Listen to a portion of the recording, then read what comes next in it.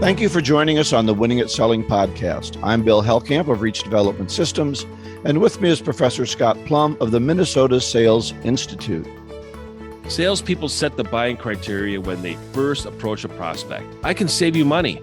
We're different on how we help companies like yours. Or we do the same but cheaper. Does this approach create curiosity and interest or turn the prospect off? If I piqued your interest and curiosity, stay tuned as Bill and I discuss same, different, or better on episode 517 of the Winning at Selling podcast.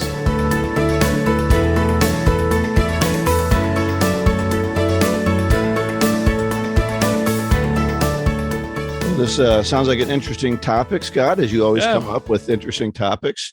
Before we do that, we're going to have our book club, and that is on the Success Principles, Part 4. Principles 52 through 55. This segment is brought to you by A.J. Imholt, a financial advisor dedicated to salespeople. As a salesperson, you have enough to deal with. Prospects hang up on you, clients skip meetings, slow responses to your emails. It's enough to drive you bonkers. Fortunately, you can take control of your financial future. Your time is at a premium, and you want to focus on finding new clients and growing the customers you already have. So it's best to work with someone who takes the time to build an understanding of what you have on your plate. I'm AJ Imholt of Fortune Financial, and this is where I come in. As a financial advisor dedicated to salespeople, my goal is to help manage your portfolio so you can focus on what matters.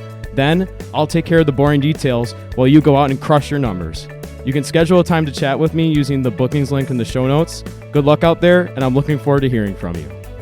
A.J. Imholt is a registered representative and investment advisor representative of Security and Financial Services, Inc. Securities and investment advisory services offered through Security and Financial Services, Inc., member FINRA SIPC. North Star Resource Group is independently owned and operated. Fortune Financial is affiliated with North Star Resource Group and is independently owned and operated.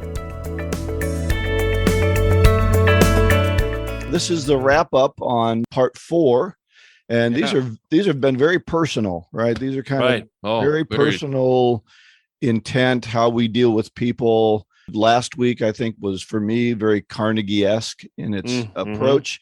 I think these take this idea of personal responsibility to a higher level and can really challenge us. So number 52 is when in doubt, check it out. And what he talks about here is we hesitate sometimes in doing the right thing because we don't want to find out the truth. Or hurt somebody's feelings. We don't want to hurt somebody's feelings. We don't want to make a move. I find myself in that position sometimes where you're paralyzed by indecision. And what he says is ask, get the details. And I thought the most important concept here for me was the problem will not get better because you wait. Right. And we've talked about this in sales all the time, Scott. Doing nothing is a decision. Right. Yeah, it is. Doing nothing is a decision. So you've got to actually make a physical decision or you're just letting it ride. And so what are your thoughts on this? When in doubt, check it out. I think a lot of it, the foundation seems to be on assumptions. We kind of make some assumptions based on how we feel about a conversation or the identity that we take on in the conversation with another person. And there's a great book called Difficult Conversations, and they talk about both of those areas on the emotions of the conversation and the identity of the people involved. And I think a lot of assumptions can impede understanding. And if we don't have understanding, it's very difficult to get to the truth. I think conflict is two people in the pursuit of truth. And if we both have that commitment to understanding, we can have a conversation to get there. And I also think that the judgment prevents learning. So if we're judging a situation and we're creating some assumptions, we're not really learning about the feelings or the intent of a conversation with somebody. And I think it's really important to seek clarification and mutual consent to a common goal. And when you have that, I think you've got a foundation of a reasonable conversation. Well, I think when we think about intent, we usually give the other people a bad intent. And that's a good intent, or we misplay the intent. I see this with politicians a lot. Everything that they blame on the other party is something they're usually doing themselves. True. So be very cautious when you say, this guy is treating me he has evil intent. Be careful that you aren't the one with the evil intent, and you're reflecting that upon them. So 52 is when in doubt, check it out. Number 53, practice uncommon appreciation. And I really like this one because I think people don't feel appreciated. We don't say enough. It's a very much a personal management tool. When you see something that somebody does that's good or noteworthy, say something and mention it right away, because if you hesitate, you're not going to say it. And as I said, people are just in this desperate need for appreciation. They live in this world of not knowing. I remember working for a guy once, or maybe I was coaching him. Anyway, he said, I tell my people when they do things wrong, and if I'm not telling them anything, then they should know they're doing things right. Bad. And he was actually, I was coaching him, and he was fired because he wouldn't change that. He wouldn't change that policy, and everybody hated him. Right. Of course. So easy to do. And appreciation is something that, like you said, when you do something right, recognize it and try to find something every single day. I think a gratitude journal is a great exercise for people to start. If you wake up every morning, you say, I'm keeping a gratitude journal, and I have to write something in the journal every single day. So I have to look for areas of my life that I'm grateful, and to be able to document that. When it comes to salespeople and motivation, sometimes appreciation is not the top motivator. It could be a sense of accomplishment. It could be a sense of achievement. It could be developing a sense of expertise. I think that all contributes to appreciation with salespeople. And all of that then contributes to a greater income. And with a greater income, then that's the vehicle and the instrument to express appreciation for salespeople. Right. So I would think that, and one thing that I took out of the book is, you have to act under oath for the rest of your life. It tells a great story about a football player on trial for a situation. And also for you and I and all of our listeners to be a lobbyist for our future. We need to be a lobbyist for our future.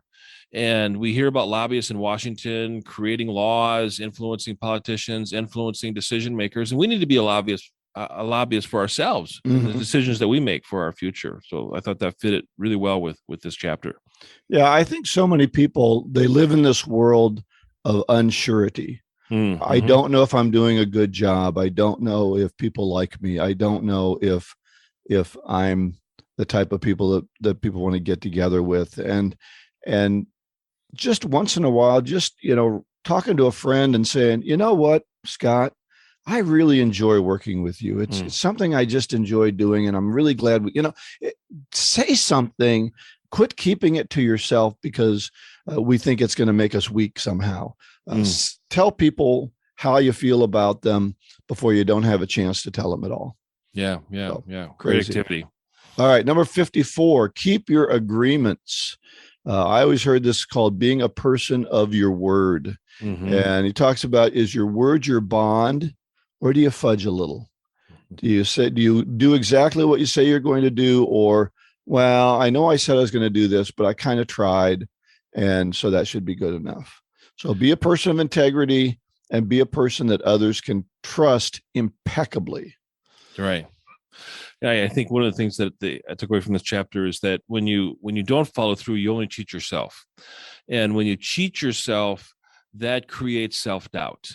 And when you get into situations where you need confidence and you know that you didn't follow through on your own promises, how can you follow through on promises to other people? And disappointment only occurs when our expectations are not met. What are our own personal expectations in our behavior, in our commitment, in our integrity? And if we don't follow through, we're going to disappoint ourselves and cheat ourselves. And that's going to come out subconsciously when we need to be able to be a person of integrity and commitment and dedication, because that's what prospects buy. Right. I like the example of arrive 15 minutes early. I always arrive 15 minutes early, and sometimes I stay in the car a little bit longer because sometimes people are not prepared for me 15 minutes early. But I always want to arrive 15 minutes early because it takes a lot of stress off of my drive and preparing for an appointment. And stress prevents creativity. And when you're in an appointment with a prospect, you need to be creative as a salesperson because you're constantly looking for opportunities for you to be able to work with them to solve a common problem. Yeah, and when it's the funny thing is when you leave late for an appointment, you hit every red light. You hit traffic jams. If you leave early, okay, I'm gonna get there 15 minutes early. You're never late. You always get there 15 minutes early. You never get there 5 minutes early because you intended to be there 15 minutes early. It's crazy, but you're right. The stress goes down. So he gives 4 ways to help you keep your agreements. Number 1, make only agreements that you intend to keep. Meaning don't overextend yourself. Don't promise because you feel pressured to do it. If you're going to be a person of your word, you've got to, and this was an earlier thing, you've got to say no once in a while. Mm-hmm. Write down the agreements that you make so that they're clear to you. And it's amazing when you take something from the verbal format to a written format, how much more real it becomes. It's like taking notes for a speaker. So write down the agreements. Number 3, communicate any broken agreement at the first appropriate time. So if you're not going to be able to make that appointment, if things are running late, things happened, you had a traffic jam, call and let them know that. Don't keep people not knowing what's going on. And then number 4 is learn to say no more often, which I think he had a whole chapter on the ability to say no. Yeah, that's great advice. And I think communicating any broken agreements at first opportunity is a very good practice because that's expressing also a self-awareness. If we don't have self-awareness, then other people don't think of us as really knowing how we come across. And if you're falling behind when it comes to traffic, you're going to be late, probably 20 minutes before the appointment is supposed to start. And if you let them know, you're being very proactive, and prospects love that. And it takes all the pressure off of the conversation too. Well, I was meeting with a young man just yesterday, and he's been very accountable in all of our meetings. And he was running late yesterday, and about 2 minutes before the appointment time, I got a text saying, hit some traffic, be there in 3 minutes. And so that just let me know, I don't have to wait around, or I don't have to worry that he forgot. I know he's coming, and he had already confirmed the appointment earlier in the day. So it was just really good to know. And I understand, we were meeting late in the afternoon and traffic gets bad. And I think we're all getting reused to traffic again. Used to be we could leave 3 minutes before we needed to be there and we'd get anywhere. Right. Traffic has come roaring back in Minneapolis. So just be prepared for these little things. And as Scott does, I don't think I would get there 15 minutes early. No. But I do plan to getting there before the appointment time, and I'm embarrassed if I don't. So, All right. So this number 55, the last one in this section, is be a class act. And what I thought about when I read this, Scott, is you attract not what you want, but what you are. I don't remember who said that, but I've heard that for years. And you attract not who you want, but who you are. So if you want to attract quality people, guess what you got to be? A quality person. Absolutely. So what are some of the favorite ones that you have in this, Scott? And looking at that list, I love number 5, increase the quality of everyone's experience. And I believe that the salesperson is a person that has an impact on the experience and an influence in the outcome. Right. And that's a professional role as a salesperson. That's a professional role as a presenter, a speaker, a trainer, but it's also in a personal life. When I'm hanging around with somebody, I want the event to be an experience that they remember, an experience that they find enjoyable, and to be able to influence the outcome of that experience for them to want to be able to have another one, have it be shared with other people, or have it really go down as a moment in their life where they're consciously remembering it. So many of our activities that we go through every day, we don't remember. I mean, think about how we relived yesterday. We can't think about 3 or 4 things that really happened yesterday right now. I mean, think about it in a week from now, or a month from now, a year from now. You might remember just an event, but not many of the experiences. So I love creating experiences. Well, I think we have become a society of watching other people's experience. Watching people bowl instead of bowling with friends, watching people fish instead of fishing. And I think we really need to go out and live life through our experiences. A good meeting with somebody is better than watching the Super Bowl. Because I'll tell you who won the Super Bowl 5 years ago. Do you remember? I have no idea. I have no idea either. I'm a baseball fan. Yeah. I don't remember who won the last 5 World Series. So go out and experience something. I think that's right. And how can you make other people's experience better? I think that's a great thought. I really like the one about maintaining dignity and grace under pressure. Things are going to happen, and I think we're judged on how we react to those situations, and not that those situations happened.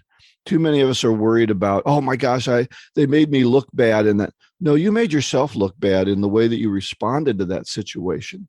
Your response was awful, and therefore you look the fool because of the way you responded. And I see that when, somebody has maybe you're at a restaurant and the food is not what you expected, and someone is rude to the server and tells them to take it back. You didn't need to be rude to that server. You just say, look, somebody made a mistake. I didn't want mashed potatoes. I wanted fries.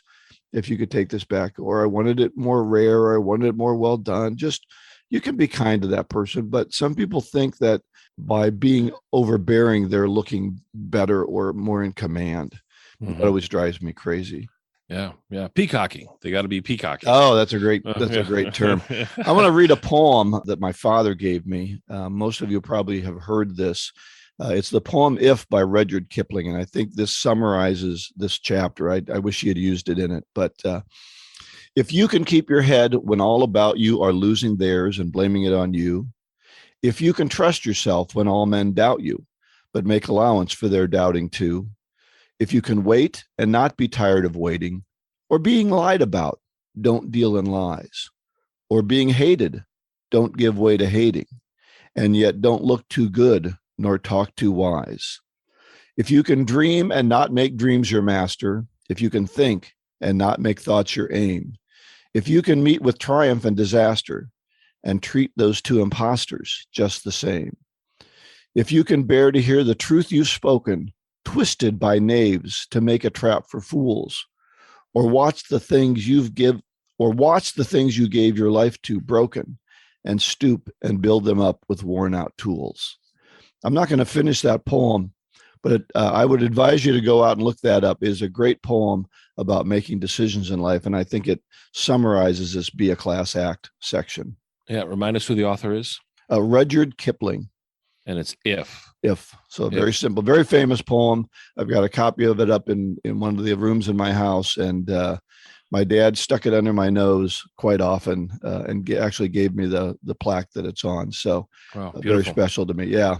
The conclusion is something to really take home. So the last thing that I'll add on this one is he mentioned a bunch of actors in this chapter. And I thought, wow, this is dicey and risky when he's going through all of these actors, because the book was rewritten 10 years ago, 12 years ago. Right. And I'm thinking, ooh, this is going to be a touchy one. Yeah, which one of them? I think he made it through okay. I think he picked some good ones, but I thought, boy, here's a chance to be able to exercise or demonstrate your sense of judgment when you start picking these actors that you follow. And I don't think that actors are necessarily role models. They're just entertainers, and we need to be able to think about other role models to pick. Yeah, I'm not sure actors are. They're good pretenders. They pretend to be confident. They pretend to be useful, and they're just pretending.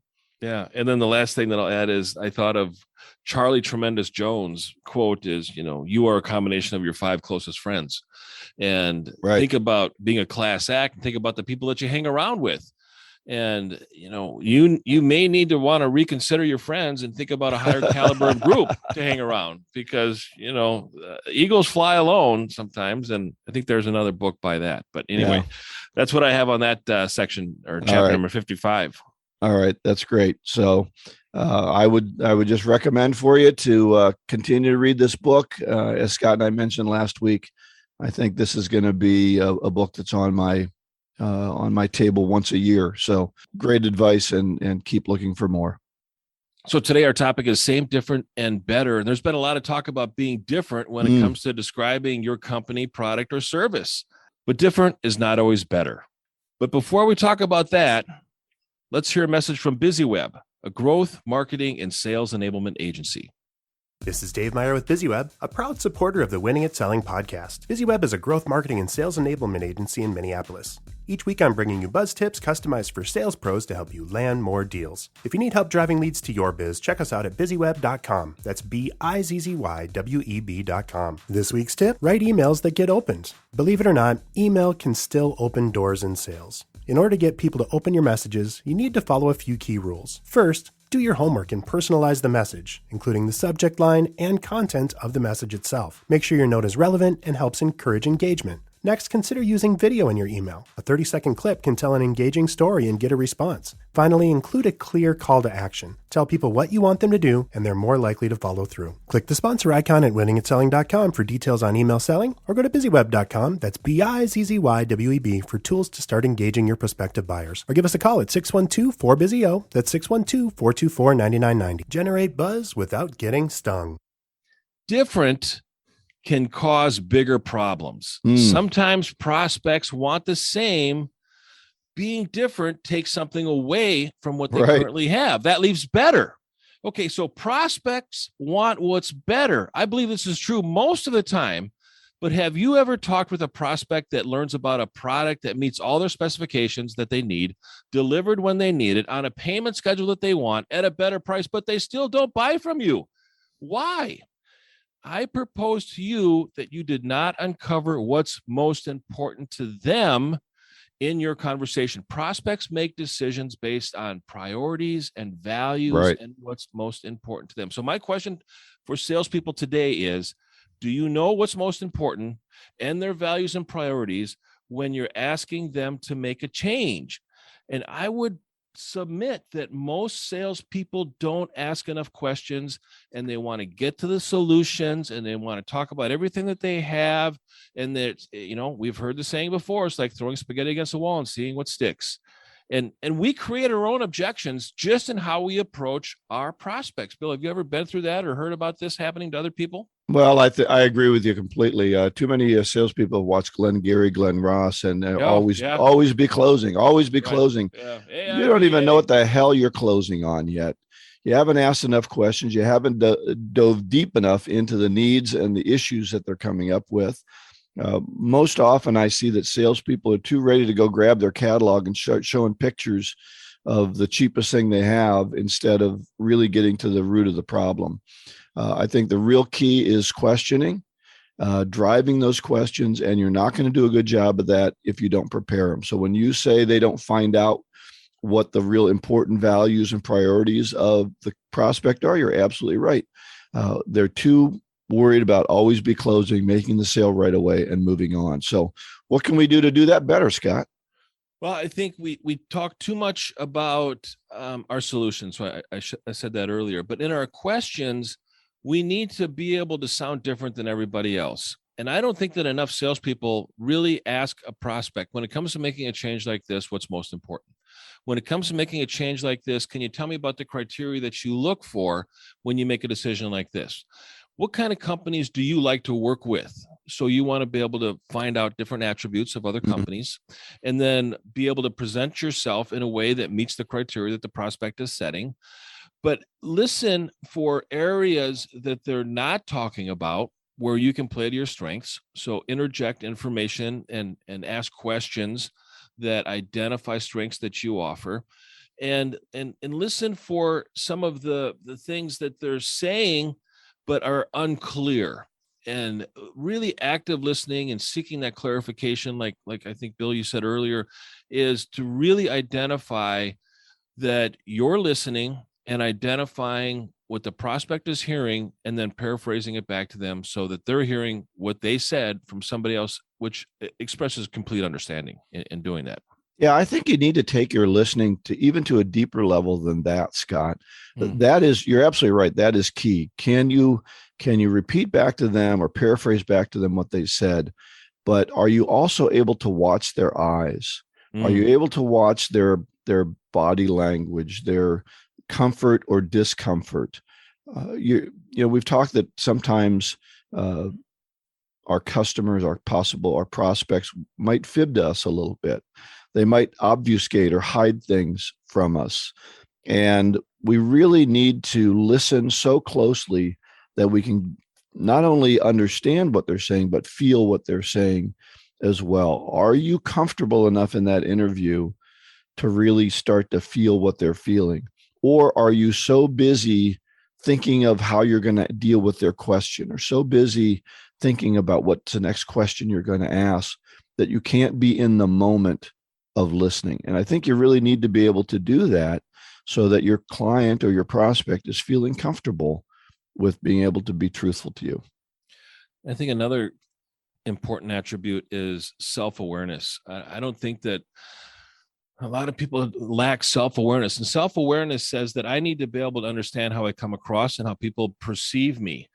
And there's a lot of emphasis in today's marketplace about being a trusted advisor. This is a common buzzword thrown around, trusted advisor status. Okay, great. So what does that really mean? And I submit that we need to be able to be a trusted advisor in three areas. We need to know about our prospect and what their values are and what their priorities and what's most important to them. We need to know about the marketplace that is changing, constantly changing in the area that our prospect is buying in the industry. And then we also need to know about our products and services that we offer. So we need to know about the prospect, the industry, and our product and services so that we can play to the strengths of our product and services and our company when we get into a conversation, and really stressing what's most important. And when you really adopt this method of asking what's most important, you're not going to sound like a traditional salesperson, because I don't hear this message in all of the podcasts that I listen to, or the books or the blogs or the webinars that I watch. I don't see this theme. And I hope that our listeners identify that this is a unique approach, and it's something that they want to adopt when it comes to their behavior, when they're talking with prospects. What's most important? And then, like Bill said earlier, go beyond active listening. Body language is a plus when it comes to learning about how a person feels about a topic, or really verifying the information that they're sharing with you as being substantive, relevant, and being completely truthful. And I believe that prospects are truthful, but sometimes they're not completely truthful with us as salespeople. Well, there's some things they're not allowed to say, and there's some things that they don't really want to admit to. So even if you're a trusted advisor, you have to continue to build that relationship, as you said, through learning and being better all the time. And this is something where I think many salespeople don't want to do. They don't want to continue to train. They don't want to continue to get better at their craft. I know I'm speaking a little bit to the choir on this one, but these are, the people, our listeners are people that are thinking about how they can get better. That's why they're listening to podcasts. But I'll even challenge you, listeners. Do you practice? Do you get together with another salesperson and practice your calls? Do you practice your approaches? Do you practice your openings to a meeting? Do you practice your meetings? If you're not doing those things, you're going to get thrown for a loop in those meetings. And if you start to practice and learn more and continue to become one, you can become a trusted advisor. And I'm going to toot my own horn on this a little bit, because I had a meeting earlier this week, and I was meeting with a client who I've done business with for maybe about 2.5, 3 years. And we've got a very good relationship. And I just said, I want to make sure that the training is what you want, not I want. And she said, Bill, you always do that. Wow. Right. She said, I know that you want to do what we want, or what we need. And that made me feel really good. But it also said that we've created a level of trust that she feels that I'm not going to be bullying her into just doing what's convenient or what I have written already, but that we're going to do what they truly need.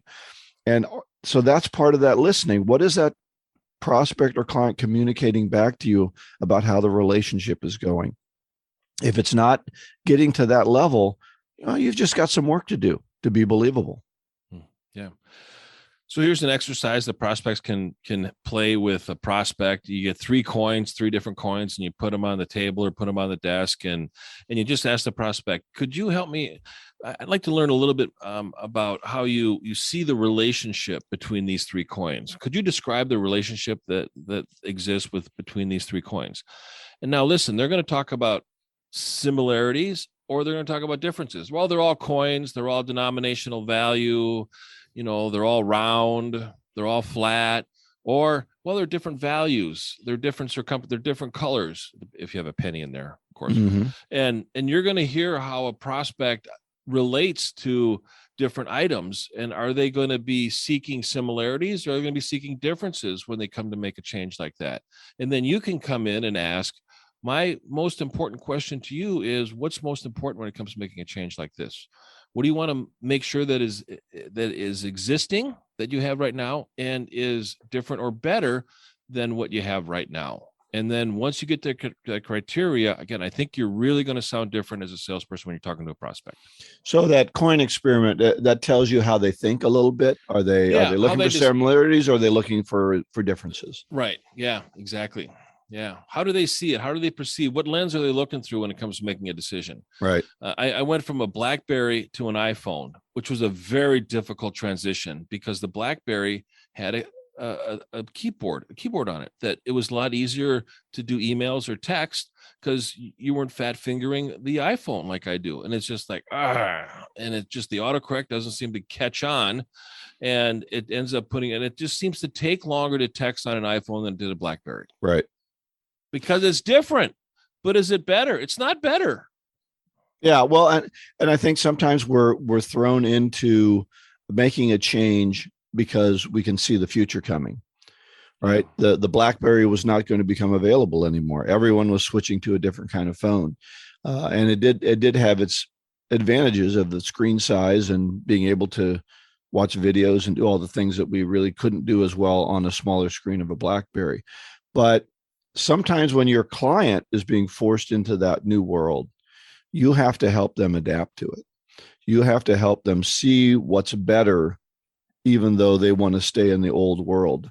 Your clients are trying to make that decision. And sometimes that hesitancy is because you haven't helped them see the new value.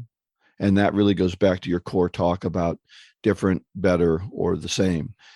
You have to help them see what that new value is and come to grips with it, because change is something that we hesitate about. And speaking of change, it made me think of a quote that I heard from somebody else. I can't remember who it was, but people don't fear change, they fear unpredictability. And that's what we're seeing in the marketplace right now, is unpredictability. Of course, there's uncertainty, but we've been in the last 2.5 years of unpredictability. And you know that it's caused an increased stress level in most people. Right. And how people manage stress is, can be good or bad. I mean, am I going to go run it out as stress, or am I going to go drink it out as stress, or eat it out as stress? I mean, people just handle stress so differently. And is it good or is it bad? But the unpredictability impedes change. Yep. But I'll close it out with this topic, is that there's a lot of talk about being different. And I don't think that different is better. That's my belief. That's my philosophy. I think what's most important is what's most important. And that's what we need to focus on when it comes to working with prospects to make a change. And we need to challenge them, because if we don't challenge them, don't make a change.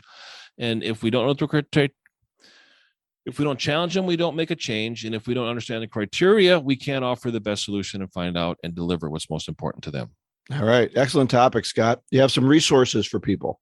I do. I'm finishing a blog called Reversing the Great Resignation. That's a buzzword these days, the Great Resignation. And then I'm also working on one as I think a theme of mine is to stop helping people, start working with them. All right. I know you hate that word helping, although I did notice that in one of our guests was using the word helping a couple of months ago, and you didn't correct. They were a guest. Oh, okay. Because he corrects me all the time. He doesn't feel bad about that. I know, but your family. All right. I've got a 2-minute selling tip video, 2-minute selling tip number 24. Quit fooling yourself. Both of those will be available on our show notes at winningitselling.com. All right. Let's finish up with our golden nugget. This is from Saint Mother Teresa, and this was also from the book that we're reading. Mm-hmm. There is more hunger for love and appreciation in this world than for bread. Amen. This comes from a woman who fed the poor for 50 years, the poorest of the poor in Calcutta, India. And she says there's more hunger for love and appreciation than for bread. Think of that. Yeah, what a great choice. Unfortunately, she died around the same time that Princess Diana died. And there wasn't a lot of recognition of that, I noticed. That was the fun thing to watch, was what was more important, Princess Di dying or Mother Teresa. Yeah. She was a great mentor. So like I said earlier, everything is at winningatselling.com. You find the show notes and the resources that Bill and I talked about. So next week, no book club, because we are having a guest, Bo Nordby from Orange Ball Creative, a great guy, friend of ours. Mm-hmm. How to market yourself. So make sure you go out and share this podcast on social media with your colleagues, with your company leadership. Show them that you're committed to a career of sales and sales management. Let people know that's the best way for us to grow. And you go out and get better one skill at a time. Joyful selling.